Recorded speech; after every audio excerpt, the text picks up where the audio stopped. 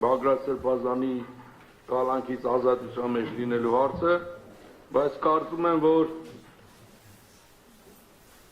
մեր երկրում լիներ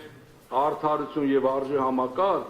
ոչ թե մենք պետք է քննեինք Բագրատ Սրբազանի ազատության մեջ լինելու հարցը, այլ Բագրատ Սրբազանի եւ մյուս սրբազանները չպետք է լինեին կալանքի մեջ։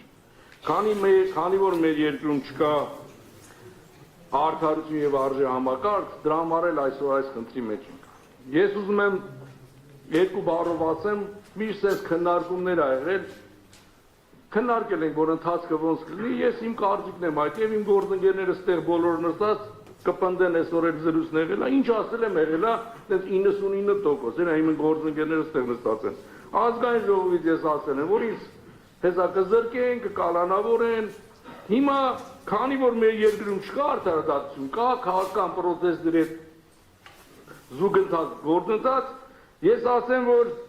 Սրբազան ջան, ներողություն եմ խնդրում, բայց որ ասեմ, Սրբազանը մնալու է կալանքի մեջ, Արտուր Սարգսյանը եւ Իգոր Սարգսյանը մնալու են տնային կալանքի մեջ, մնացածինը կարող է փոխվի։ Ժորժ ջան, էս է, քանի որ